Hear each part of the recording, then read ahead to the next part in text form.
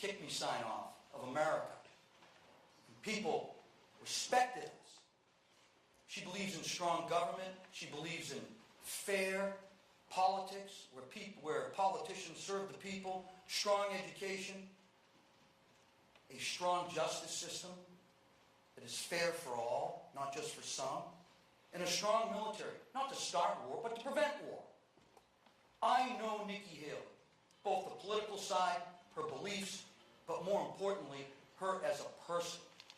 And she will bring the respect, the dignity into the White House that we need. She will bring us together.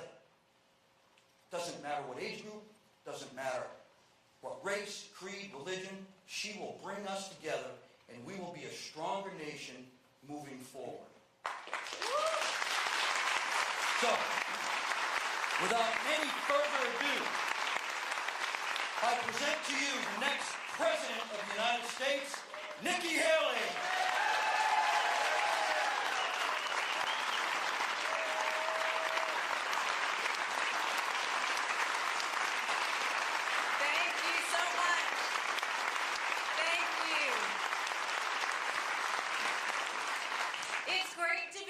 In the Granite State again. You know, I've got to tell you, first of all, I mean, this is an amazing opera house. So I want to thank Mary with the opera house and everyone who helped us put this together. I want to thank Jimmy Mack for also helping and being here. And it cracks me up when the general says, "I'm just a regular guy." He can call himself a regular guy all he wants. But regular guys don't go and serve and sacrifice themselves and go to Afghanistan 10 times. 10 times.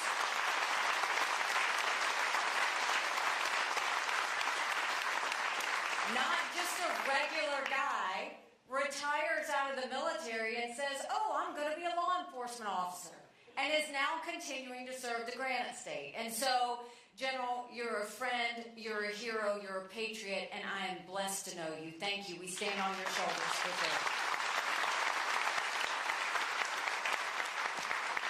So how many of you are here to hear me for the first time?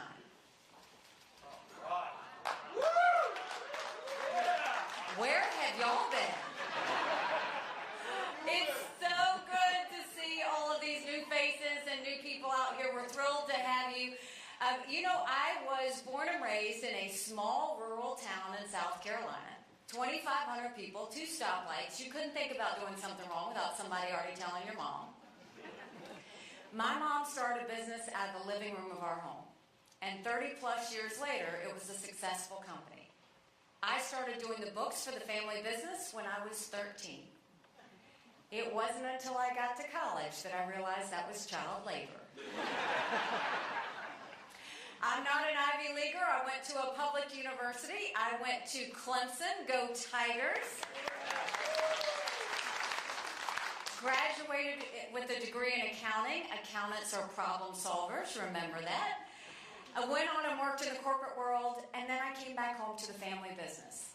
And one day I happened to be telling my mom how hard it was to make a dollar and how easy it was for government to take it. And my mom said, "Quit complaining about it, do something about it." I truly did not know you weren't supposed to run against a 30-year incumbent in a primary. I didn't. Ignorance is bliss. I had never been involved in politics, and once I realized he was related to half the district, the only option was to win. So I went around the district and I said, "We have way too many lawyers at the State House. I think we just need a really good accountant." And the people took a chance on me and we won. And when I got to the State House, my focus really was on small businesses, because small businesses are the heartbeat of our economy, and I wanted to fight for them. And so I really got involved and started focusing on that. And after 3 or 4 years, you know, in South Carolina, everything was voted on by a voice vote. All in favor, say aye. All opposed, nay. The ayes have it. But one day they put through legislation that would give legislators a pay raise. All in favor, say aye. All opposed, silence. The ayes have it. Yet to this day, you can't find anyone that says they voted themselves a pay raise. I was furious because we had a Republican House, a Republican Senate, and a Republican governor. And so I filed a bill that said anything important enough to be debated on the floor of the House or the Senate is important enough for people to know how their legislators voted. And the Speaker of the House said, put the bill away. We don't need to have it. We will decide what the public needs to see and what they don't. To sum it all up, after I refused to put the bill away, they stripped me of all of my seniority. They stripped me of all of my committee assignments. I could take the well, no one would hear me speak. I could sponsor a bill, no one would co-sponsor. So I ran for governor. And I'm proud to say one of the first bills we signed into law is now in South Carolina.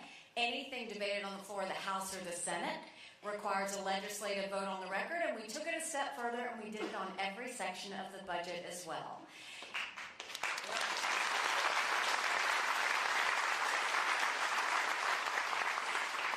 And I love music. I hope you enjoyed my playlist that I was playing earlier. I love music, so on the day of the bill signing, I blasted throughout the State House, Pat Benatar's Hit Me With Your Best Shot. When I became governor, South Carolina was hurting. We had 11% unemployment. We had thousands of people on welfare, and South Carolina was the butt of the jokes. And we got to work. And by the time I left, we were building planes with Boeing. We were building more BMWs than any place in the world. We brought in Mercedes-Benz. We brought in Volvo. 5 international tire companies. They were referring to South Carolina as the beast of the Southeast, which I still love. We moved that 11% unemployment down to 4%. We announced jobs in every county in the state, and we acknowledged the truth. We said, if you have to show picture ID to buy Sudafed, if you've got to show picture ID to get on a plane, you should have to show picture ID to protect the integrity of the election process. We passed voter ID in South Carolina.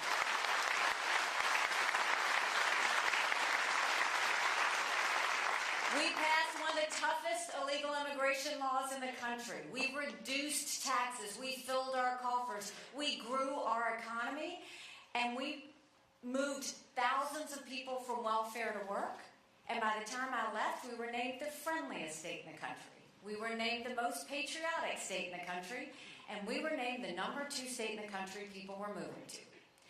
And then I got the call to go to the United Nations, and my honest answer was, I don't even know what the UN does. I just know everybody hates it. I was right. But when you get the chance to serve your country, you jump. And so when I got to the UN, I wanted countries to know what America was for and what America was against. I didn't care if they didn't like me, but I wanted them to respect America. And we got to work. We pulled ourselves out of the Iran deal. I negotiated with China and Russia to pass the largest set of sanctions against a country in a generation against North Korea, and the ballistic missile testing stopped. We acknowledged the truth and moved the embassy from Tel Aviv to Jerusalem. But the biggest thing that we did, we took the kick me sign off of our backs, and America was respected again at the United Nations.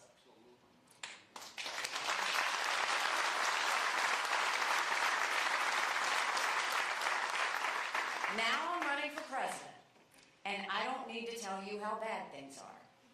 You don't have to turn on the news to see it. You feel it when you go to the grocery store. Groceries and our electricity is up 25% since pre-COVID. You feel it when you go fill up your car with gas. We feel it in our mortgage payments, in our rent. Everything is more expensive on the things that we have to have. And I would love to be able to tell you that Biden did that to us. But I have always spoken hard truths, and I'm going to do that with you tonight. As much as Biden sent us down this roller coaster of socialism, which is dangerous and we have to stop, our Republicans did that to us too. You look at that $2.2 trillion COVID stimulus bill that they passed with no accountability, that expanded welfare, that has now left us with 100 million Americans on Medicaid. 40% 32 million Americans on food stamps. That's a third of our country. And did Republicans try and make it right? No. They opened up pet projects and earmarks for the first time in 10 years, pushing through 7,000 of them last December.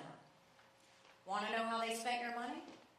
$30 million on an honors college in Vermont. $10 million to tear down a hotel in Alaska. $7.5 million on a courthouse in Colorado. And the list goes on. In the 2024 appropriations budget, Republicans put in $7.4 billion worth of pet projects and earmarks. Democrats put in $2.8 billion. Now you tell me who the big spenders are. All while 1 in 6 American families can't afford their utility bill. 60% of Americans are living paycheck to paycheck. 50% of American families can't afford diapers. Social Security will go bankrupt in 10 years. Medicare will go bankrupt in 8. Then you look at our education system, and everybody wants to blame COVID for education. We had problems with education before COVID.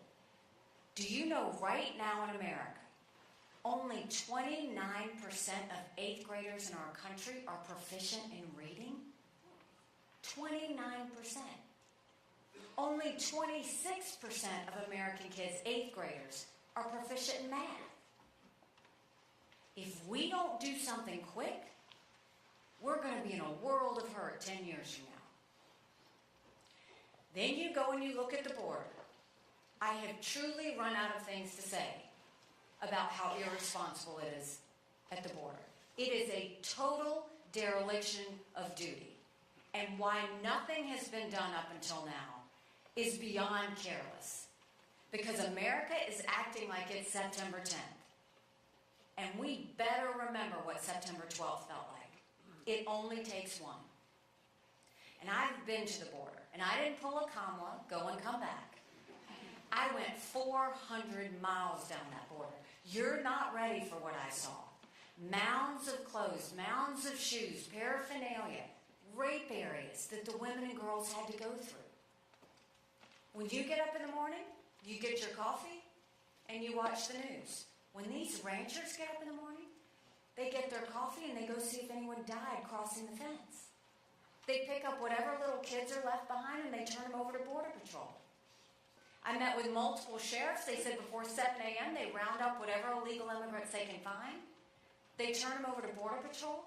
Border Patrol documents them and releases them until their court date years from now. And when I asked Border Patrol about their jobs, they said, you want to know what we do? We're glorified babysitters. They don't let us do our job. 7 million illegal immigrants have crossed that southern border. You feel it because over 200,000 have crossed the northern border. We've had enough fentanyl cross the border that would kill every single American last year. Number 1 cause of death for adults 18 to 45, fentanyl. And don't think for a second China doesn't know what they're doing when they send it over. And then my parents always told us, you take care of those who take care of you. This one's personal. I'm going to ask you if we've taken care of those who take care of us. Did you know right now in America, 33,000 of our veterans are homeless? That we know of. 1 in 3 veterans suffers from PTSD or thoughts of suicide. We lose 22 heroes a day to suicide. If a veteran needs a doctor's appointment, on average, it takes them 29 days. Why 29 days? Because on the 30th day, they can go to the doctor or hospital of their choice. So midway through the 29 days, they get a call to reschedule. And the clock starts all over again. It is shameful how we treat our veterans. That's a lot of bad, right? It's hard to find anything good. And any one of those things Could have been done by Congress, right? Certainly could have been done by Joe Biden. But what has Congress done for you lately? Nothing. Don't you think it's finally time we have term limits in this country?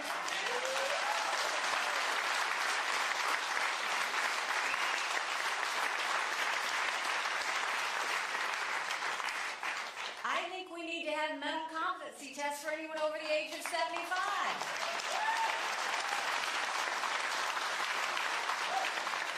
And I feel like we just need to change that policy because Fetterman just changed all of that. I think we need to have mental competency tests for everyone that's in D.C., honestly. And I'm not being disrespectful when I say that. We all know 75-year-olds that can run circles around us. And then there's Joe Biden. But the truth of it, behind why I'm saying that is, the Senate has become the most privileged nursing home in the country. It's true. And these are people we need to know they're at the top of their game. They're making decisions on our national security. They're making decisions on the future of our economy. This isn't anything to play with. We need to know we've got the right people there doing their job that protects us.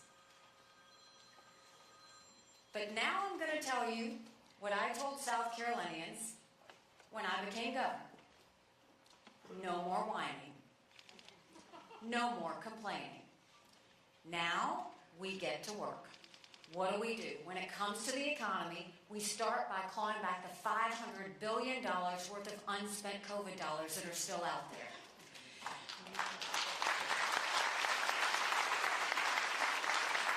Instead of the 87,000 IRS agents going after middle America, let's go after the hundreds of billions of dollars of COVID fraud, one out of every $7. If 8% of our budget is interest, quit borrowing. Cut up the credit cards. You have to balance a budget every day. I had to balance a budget as governor. Why is Congress the only group that refuses to balance a budget? We will stop the spending, we'll stop the borrowing, we'll eliminate the earmarks, and I will veto any spending bill that doesn't take us back to pre-COVID levels. That will save us trillions.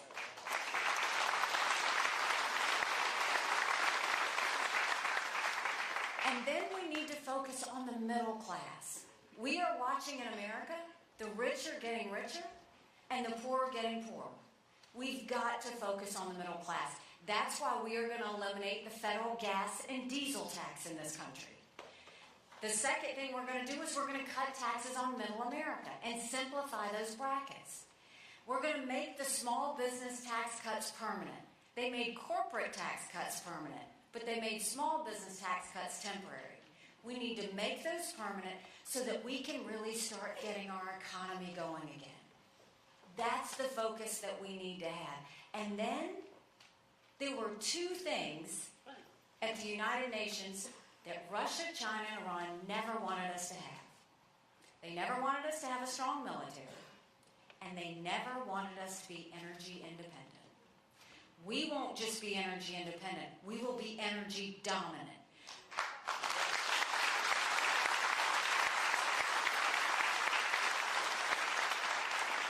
Right now, the EPA cares more about sagebrush lizards than they do about whether we can afford our electricity bill. We need to make sure that we are speeding up the pipeline process. We need to get the bureaucracy and the regs out of the way. We need to be exporting as much liquefied natural gas as we can and make it an economic boom. That will build the coffers in our economy as well. And when we do that, that's when we'll start to be economically smart. And that's the key. We have to be smart. Right now, with the way we're going, we're going to be paying more in interest payments in a couple of years than our defense budget. And when that happens, you weaken the dollar and you also stop being a superpower. We can't let that happen. When it comes to education in South Carolina, we knew if a child couldn't read by third grade, they were 4 times less likely to graduate high school. So we started holding our kids back. We brought in their parents. We did reading remediation programs, and we set them up for success. We have got to quit pushing these kids ahead if they can't read. We need to do that all over the country and make sure our kids can read by the 3rd grade.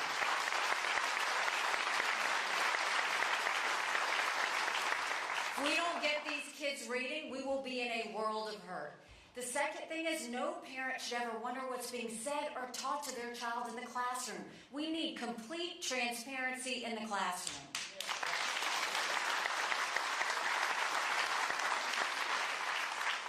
As parents, we have one job, and that's to make sure we get our kids right. And that is why every parent should be able to choose which school their child goes to. You know best what they need. Every child deserves a good education, regardless of where they're born and raised.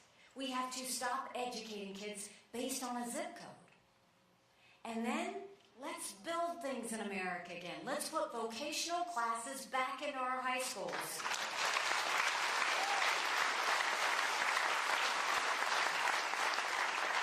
In South Carolina, we had apprenticeships all over our state. We taught our kids how to build the things we were making. That way you get them invested in our economy before they finish. And you keep them in your state because of it. Now when it comes to the border, that one's a doozy, but it's got to be handled immediately. The way that we will do that is, first of all, we have to acknowledge the fact that what I did in South Carolina, we're going to do it nationally. We will do a national E-Verify program and require every business to prove that the people they hire in their business are here legally. The second thing is we are going to finally defund sanctuary cities once and for all.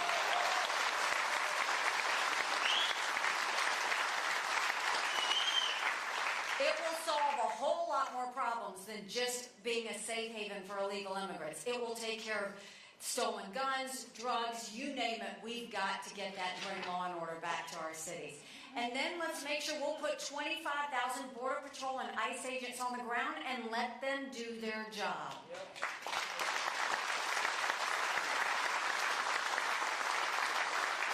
We will go back to the Remain in Mexico policy because no one should even step foot in the United States to start with. They have to process from Mexico.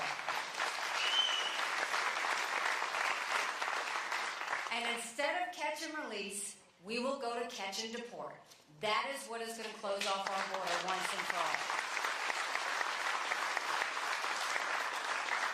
Biden just gave temporary status to 500,000 Venezuelans. I can tell you from my time at the United Nations, you know what happened after that? Every one of those Venezuelans called their family members and told them they got temporary status. That's 500,000 social security numbers. That's 500,000 driver's licenses. We can't keep incentivizing those to skip the line that legal immigrants are in to be able to do that. So that's the border. Now, what are we going to do about those that we owe the biggest debt of gratitude? What are we going to do about our veterans? You know, the press shows you the tears that are shed when our loved ones deploy. And then we see the tears we cry when our loved ones come back home to us safe. And it's a blessed day. I am the wife of a combat veteran. He deployed in Afghanistan. The day he came back home to us was an answered prayer. But that was the easy part. When we got home, that's when things really got hard. Michael couldn't hear loud noises. He couldn't be in crowds. Life had passed him by for the year that he was gone, and the transition was tough. We can't just love our men and women when they're gone. You gotta love them when they come back home, too.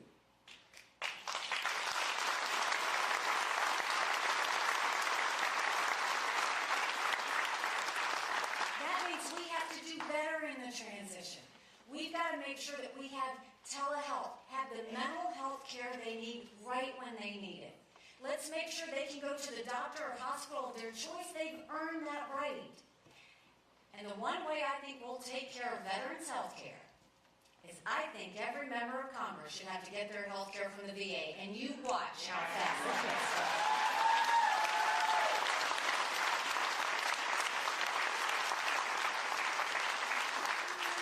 It'll be the best health care you've ever seen, I promise you. I promise you.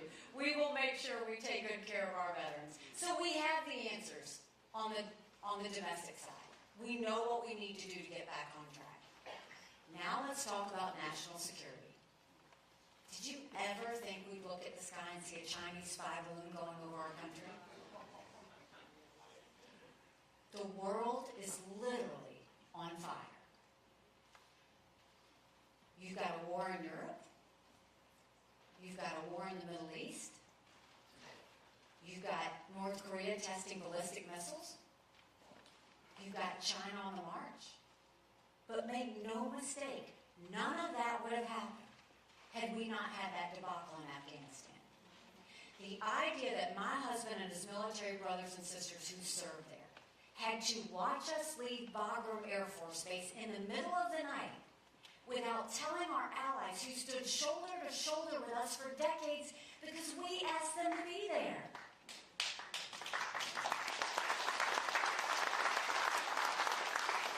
Think about what that told our friends. More importantly, think about what that said to our enemies. America has to get this right. And so now you have D.C. saying, do we support Ukraine or do we support Israel? Do we support Israel or do we support closing the border and border security? Don't let them lie to you like that. Don't let them tell you that, because that is a false premise. Let's take it one by one. Let's start with Ukraine. You should know, I had no better friend at the United Nations than Ukraine. They voted with us on absolutely everything. I could have a press conference, they'd show up without me even asking. But look at what happened. You had this thug invade a pro-American, freedom-loving country. 500,000 people have died because of Putin over this. And what happened? They're fighting for their survival. Dictators always tell us what they're going to do. They're actually very transparent. Think about it. Hamas told us they were going to do that in Israel. China told us they were going to invade Hong Kong. They did. Russia said they were going to invade Ukraine. We watched it. China says Taiwan is next. We better believe them. Russia has said after Ukraine, Poland and the Baltics are next. Those are NATO countries. That puts us at war. We are trying to prevent war. It's always about prevention. That's the key. That's what you do to national security is how do you prevent war? So if Ukraine wins, Russia stops. And this war would end today. If Russia left today, the war would be over. If Ukraine stops fighting, they lose their country. That's what's happening. And I will first tell you, I don't believe we should ever give cash to any country.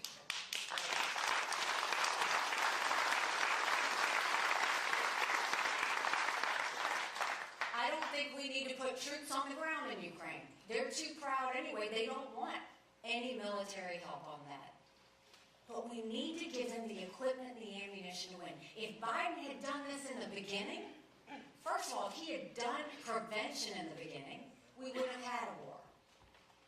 But if Biden had given them the equipment and ammunition they asked for in the beginning, this war would be over.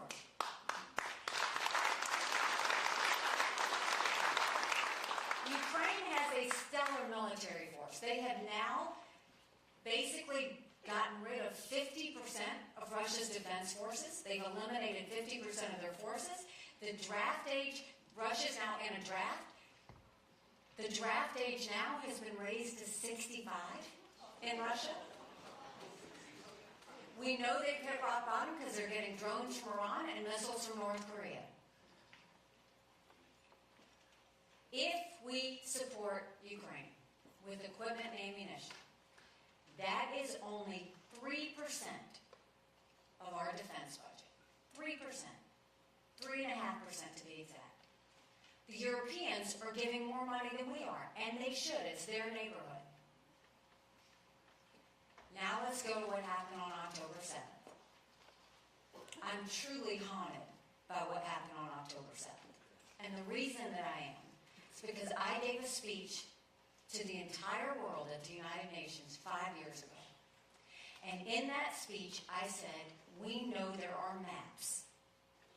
And these maps are held by Hamas. And it says, if they can get through that barrier, this is how they kill as many Jews as fast as they can before people show up. And it happened. There are a few times in history where we need to make sure that America has moral clarity. There's never been a time more important than this. An American president has to know the difference between good and evil. Has to know the difference between right and wrong. We should be doing 3 things with Israel. 1, give them whatever they need, whenever they need it, no questions asked. They are a bright spot in the top neighborhood. Secondly, eliminate Hamas. Finish them.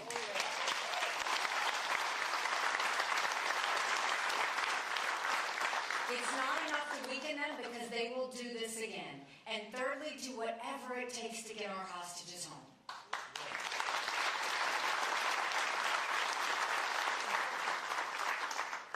Other candidates will tell you this is Israel's war. This is personal. 33 Americans were butchered on October 7th.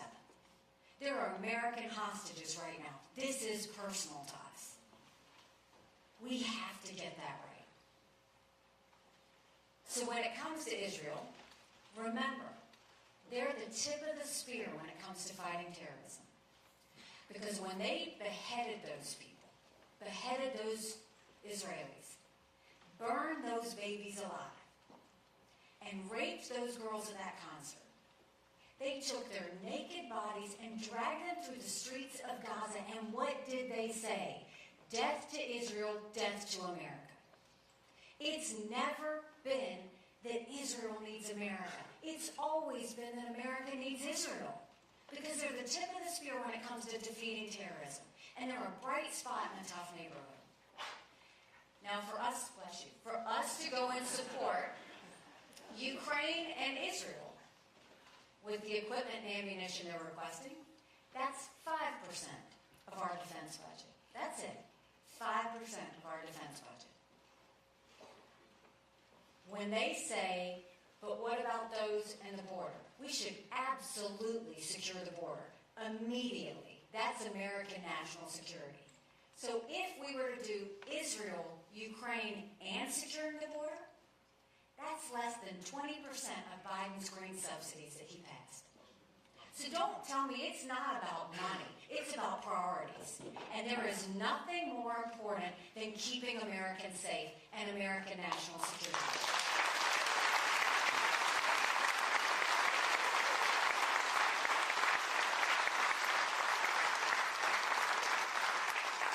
Government was intended to secure the rights and freedoms of the people. It was never meant to be all things to all people. That's priority number 1. We have to make sure that we do that and we do it well. Then let's talk about the biggest national security threat we face, China. China has been planning war with us for years, and that's not me exaggerating. They're already here. They've infiltrated. Look at what's happened. They bought 400,000 acres of U.S. soil, most recently near Grand Forks Air Force Base, where our most sensitive drone technology is. They spent millions of dollars into our universities, stealing our research, spreading Chinese propaganda. You look at, we've had more Americans die of fentanyl than the Iraq, Afghanistan, and Vietnam wars combined. We lost 75,000 Americans to fentanyl last year. There's certain technologies that we never want China to get because it strengthens their military and it threatens America. Yet the Biden administration approved 70% of those requests last year. And then when it comes to, well, you know, we all freaked out about the Chinese spy balloon, right? What about the fact that 90% of our law enforcement drones in this country are Chinese? So think of all of the many surveillance that's happening as we speak. And China has built up their military at a scary pace. They now have 500 nuclear warheads. That's 100 more than they had last year. They have the largest naval fleet in the world. They have 370 ships. They'll have 400 ships in 2 years. We won't even have 350 ships in 2 decades. They're doing artificial intelligence. They're doing space. They're doing cyber. They've developed hypersonic missiles. We've barely gotten started. And now China's the leading developer of neurostrike weapons. Weapons engineered to change the brain activity of military commanders and segments of the population. That's who we're dealing with. So when Biden and Yellen want to tell you that China's a competitor, every day I dealt with China at the United Nations. They never saw us as a competitor. They always saw us as an enemy. We've got to look at them the way they see us and be smart. So how do we deal with China? The first thing you do is you stop selling any U.S. soil to them, and we take back the land they've already purchased.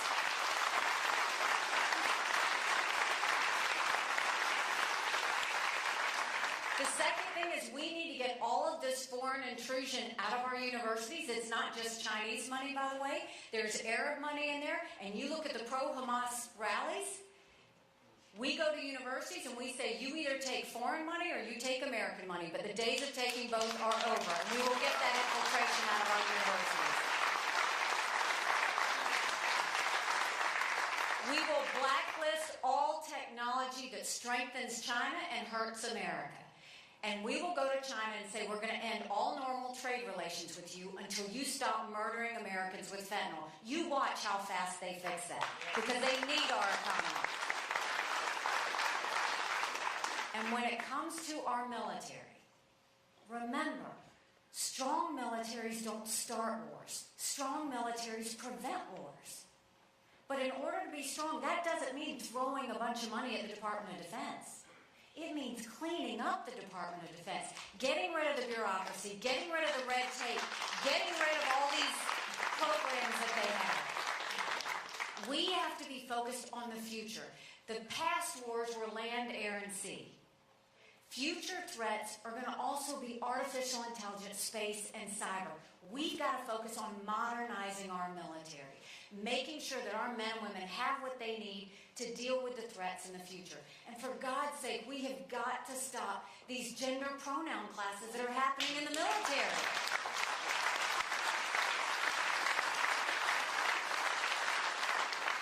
It's demoralizing to our men and women. They have a job to do. They don't need all this extra stuff. So we know what we need to do to get our country back on track. We know what we need to do, bless you, to make sure that we keep our country safe.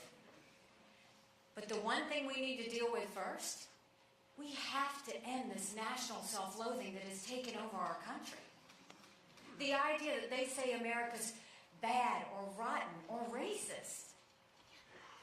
I was elected the first female minority governor in history. America's not racist, we're blessed.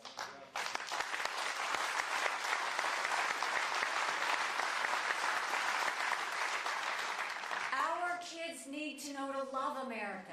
They need to be saying the Pledge of Allegiance when they start school every day.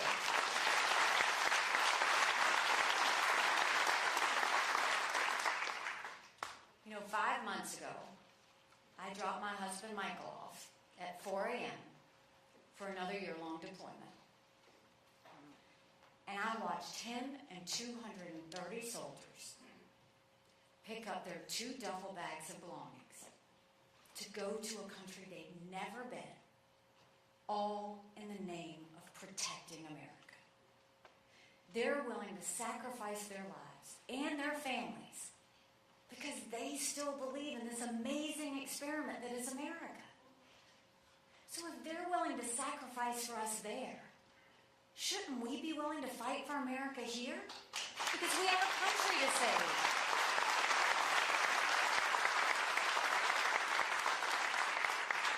But in order to do that, we've got to acknowledge some hard truths.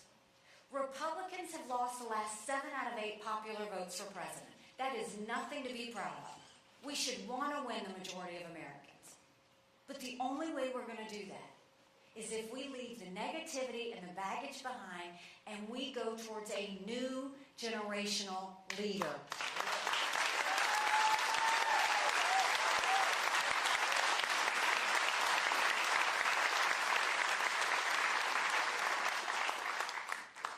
Another hard truth. I believe that President Trump was the right president at the right time. I was proud to serve America in his administration. I agreed with a lot of his policies. But the truth is, rightly or wrongly, chaos follows him. You know I'm right. Chaos follows him everywhere he goes. And with a country divided like we are, and distracted, by the way, and a world that's got threats pointed all at America, we can't afford any of that chaos. We can't be in chaos or we won't survive it. Because let me tell you something. America has an amazing ability to self-correct. An amazing ability to self-correct. Sometimes we have to hit rock bottom to know where up is, and we're there. But we cannot survive a President Kamala Harris. I'm telling you, we can't.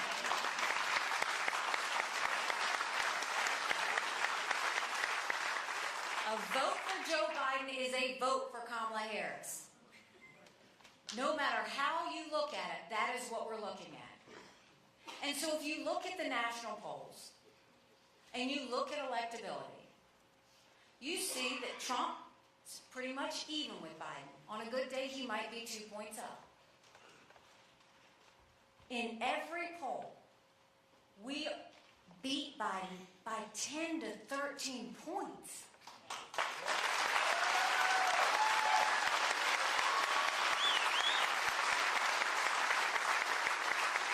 So this isn't just about the presidency. This is about governorships up and down. This is about House seats. This is about Senate seats. This is about truly righting the ship to get us back to where we need to be. We can do this. I know we can. But in order to do it, it's going to take a lot of courage. Courage for me to run, and courage for every one of you to know. Don't complain about what happens in a general election if you don't play in this primary. It matters.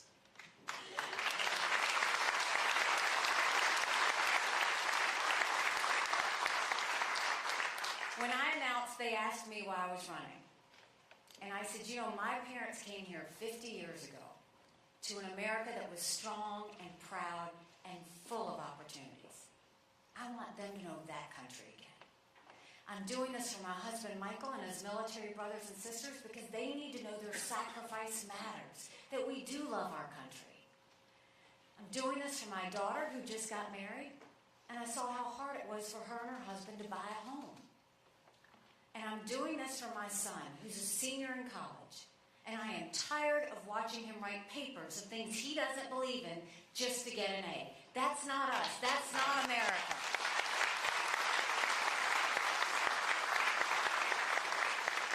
And for the first time, 81% of Americans don't think their kids are going to live as good of a life as we have. We can't be okay with that. I'm not okay with that. We do have a country to save. But I'll tell you this, if you will join with me in this fight, I promise you that our best days are yet to come. God bless you. Thank you, Derry. We appreciate it. Thank you so much. Thank you very much. Thank you. Thank you so much. Thank you. God bless you. Thank you. Thank you. Thank you all so much. Appreciate y'all coming out. Thank you. Thank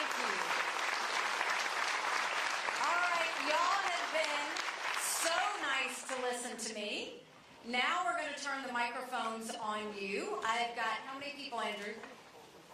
2? I've got 2 guys with microphones.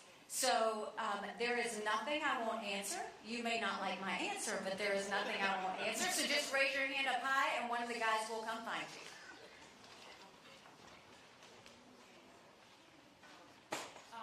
So it's my second time coming out to see Ambassador Haley, and one of the things that really struck me was that you are very strong, but you also don't shy away from nuance.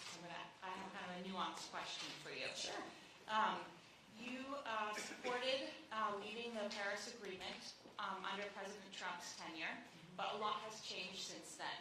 The U.S. is now back in the Paris Agreement, but also for the very first time, China's emissions are going to be decreasing next year, and it's possible that 2023 is the highest year on record for their polluting emissions. And so, knowing that, what would you do as president to hold China accountable to continuing to reduce its greenhouse gas emissions, and what would you do to make sure that the U.S. leads the world in clean energy?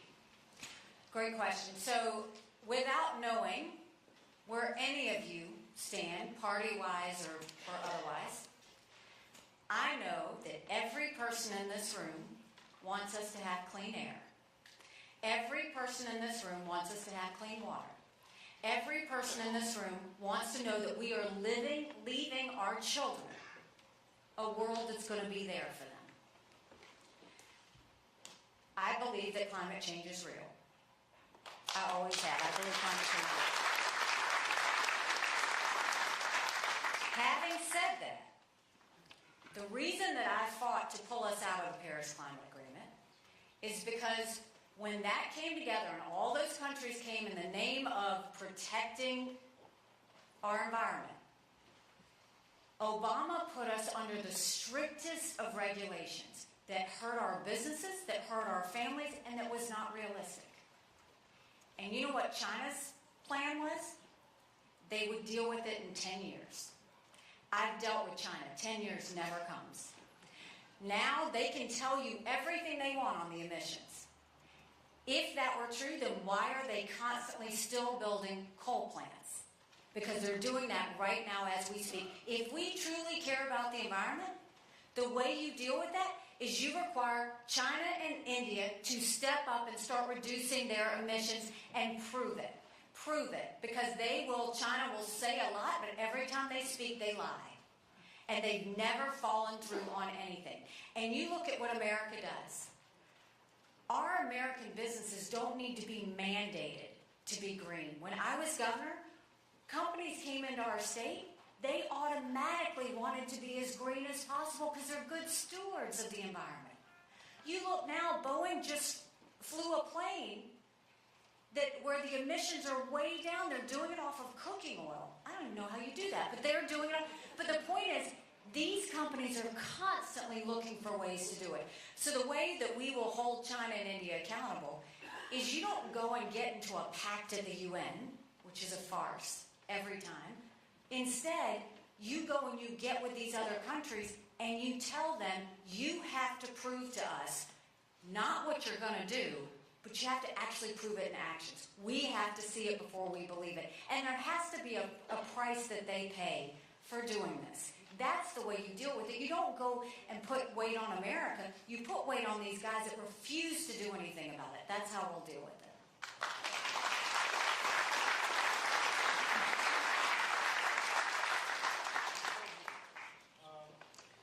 About 10 years ago, I was in Israel, and I spoke to a number of Arabs. And I asked, why do you live in Israel if you hate the Jews? And the answer was, we don't hate the Jews. Living conditions in Israel are a lot better than they are in the Arab countries.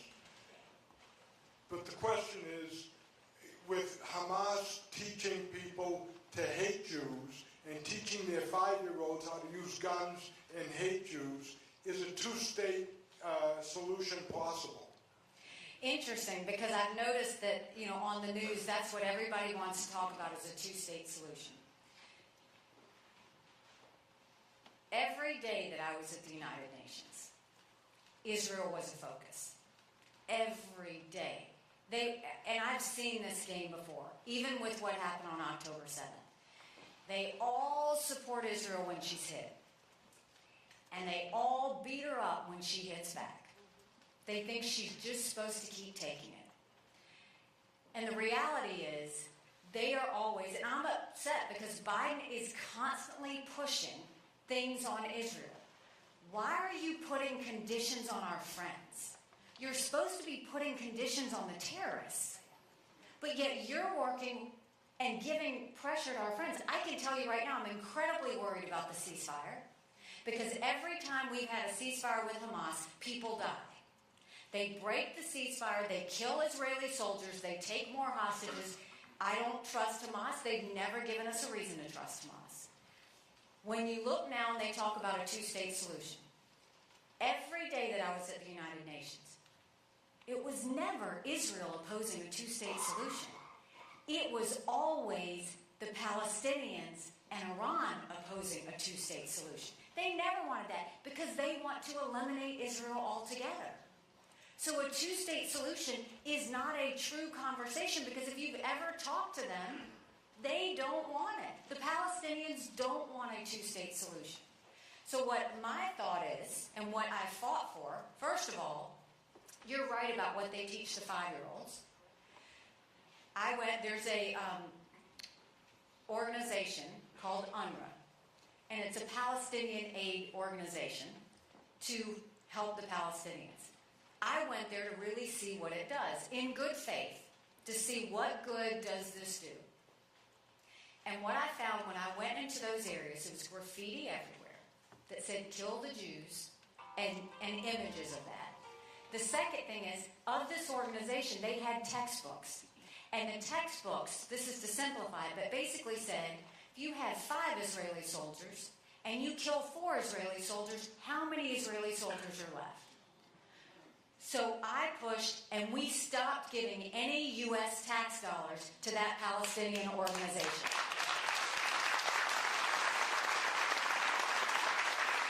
And I had to fight the State Department bureaucracy to do that.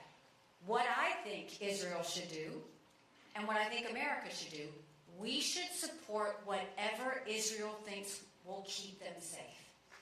No country deserves to have terrorists across their border. They don't want Gaza. Israel doesn't want Gaza, but they don't want terrorists living off their border and allowing this to happen again. So whatever Israel says they feel like will keep them safe, I will support. The Palestinians are a totally different story. Yes, ma'am. So, ever since the early 1800s, Americans have had a strong economic identity at home and in the global marketplace. But in the past few decades, this has kind of changed. And very recently, we lost our AAA credit rating as a country. Many Americans believe we've lost our economic identity and our standing as an economic superpower. I'm wondering how your administration will restore our faith and standing as a top economic player in the global marketplace. The key is the strong dollar is a national security issue. I mean, right now, what makes us a strong power is that we have a strong dollar. So the reason when I said we've got to stop the spending, stop the borrowing, eliminate the earmarks, is because if we get to the point where our interest debt is more than the defense budget, who's going to fear us? No one's going to fear us. And one of our adversaries will grow stronger. You see right now, China's trying to get other countries to move away from the dollar. Why? Because the sanctions won't matter as much if we do that. We have to focus, and the only way to do that is we're going to have to make some tough decisions.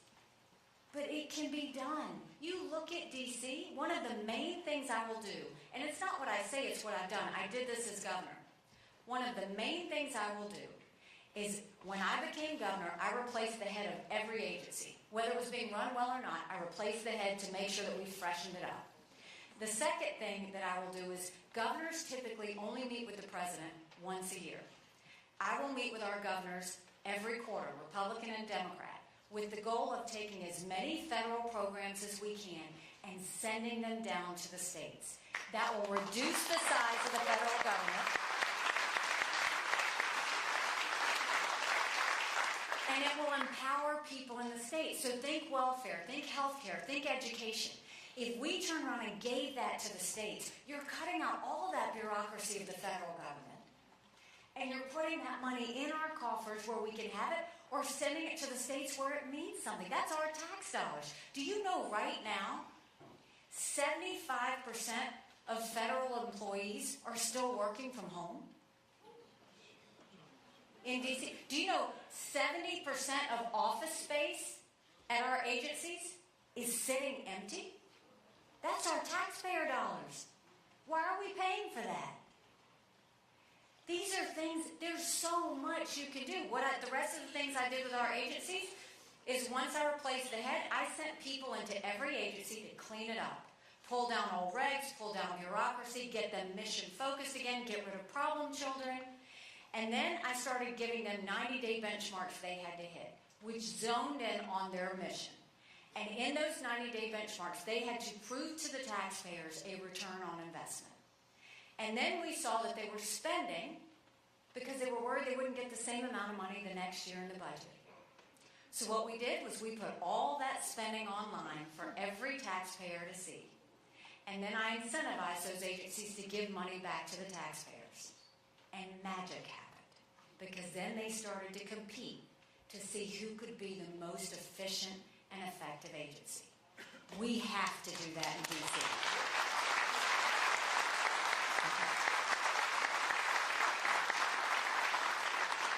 Yes, sir. I'm an independent, but I was questioning what you said before about growing the federal tax base by reducing taxes. But the fact is that the deficit is growing faster than the economy can grow. Even if you have a 5% growth, that's like which we haven't had for years, really, on a sustained basis. So if you reduce taxes, how are you going to find the money, really, to fund all these programs? And that also gets to the question, would you raise taxes on the wealthy? Because I haven't heard you anything, in any of the debates, I haven't heard you say anything about that, as opposed to you just saying about the middle class. So how do you propose to actually fund these programs? You should be so excited, because one of the coolest things that's going to happen is when you send an accountant to DC, all of a sudden, the respect and value for a taxpayer dollar is going to matter. The first thing everybody says is, oh, but you can't cut taxes, because then where's the money going to come from? I just told you we had 70% of office space sitting empty. I just told you that we had 7,000 earmarks that were sent through. You want to know something else? Foreign aid. Foreign aid. When I was at I'm coming to where you're at. When I was at the United Nations, and we moved the embassy from Tel Aviv to Jerusalem, we were literally condemned by the entire world. And I was proud to issue the veto, because we can put our embassy wherever we want. We always put it in the capital of every country. Jerusalem is the capital of Israel. We were acknowledging a truth. But I was mad. So I went back to my office, and I said, I want you to put a book together. I want you to list all 193 countries. I want the second column to be the percentage of times they voted with the U.S. and against the U.S. And I want the third column to be how much foreign aid we give them. I took that book and I gave it to President Trump. He lost his mind. He's yelling out countries, he's flipping pages. And I said, look, I'm not saying we give foreign aid based on a percentage vote at the UN. But that should be one of the things we look at. Quit trying to buy friends. Quit paying off enemies. Do you know last year we gave $50 billion in foreign aid? You know who we gave it to? Iraq. That harbored terrorists that tried to kill our soldiers. Zimbabwe, the most anti-American African country there is. We gave money to Belarus, who's holding hands with Russia as they invade Ukraine. We gave money to Cuba, who we named a state sponsor of terrorism, that is now putting a spy base up with China. And the one that makes me sick to my stomach, we gave money to China. How weak do we look? When I'm president, we will no longer give money to countries that hate America.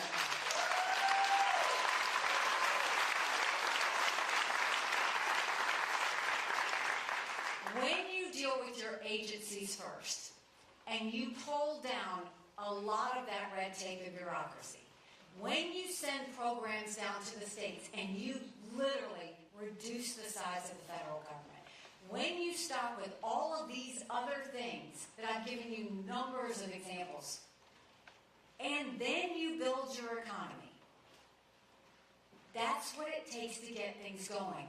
Putting money back in people's pockets, that's good for the economy. That's not bad for the economy, because we need our economy moving again. We've got to get it to where we can afford things. You can only do that by putting money back in people's pockets. And so, yes, you can say, but we don't have the money. But we do have the money. And then, yes, one other thing that no other candidate in this race wants to talk about, we have to do entitlement reform. We have to do it. And the reason that we have to do it is for the other candidates who've all said they're not going to do it. Does that mean you're going to go in and be president and leave the country bankrupt when it comes to those? Because Social Security is going bankrupt in 10 years, Medicare is going bankrupt in 8. So how do we deal with it? First of all, America should always be a country that keeps her promises. We don't touch anyone who is in the system at all. You should know that that money's going to be there for you. The ones we change it for are those like my kids in their 20s coming into the system. We change retirement age to reflect life expectancy for them. We limit benefits on the wealthy. Instead of cost of living increases, we do increases based on inflation. And we expand Medicare Advantage plans, which seniors love, that allow competition and reduce the cost of health care. There are so many things we can do. But one of the first, what we should never do is talk about charging the taxpayers more money. I refuse to do it. I will never do it.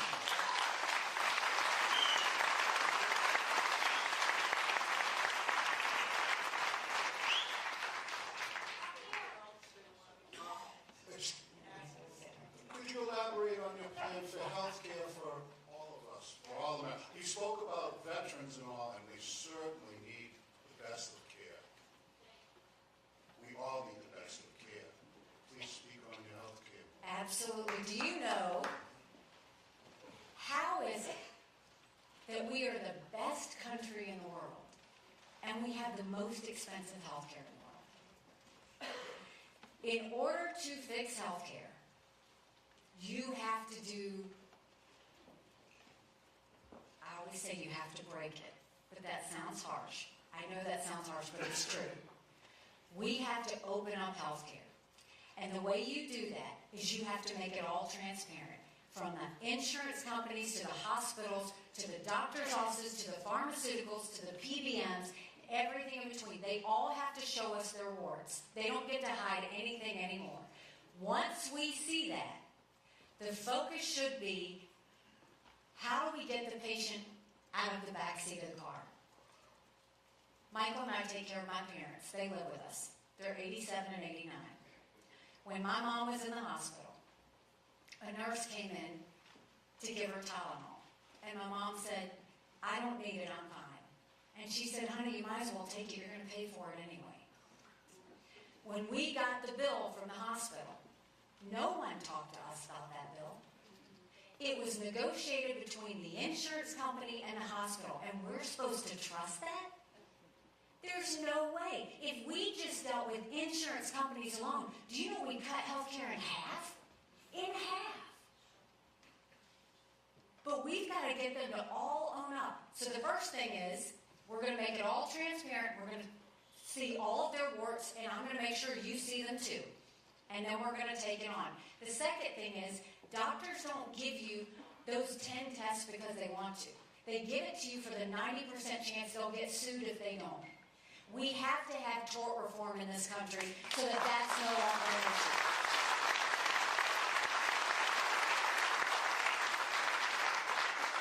We passed tort reform in South Carolina. The second thing that we did is I eliminated certificate of need. For those of you that don't know, certificate of need is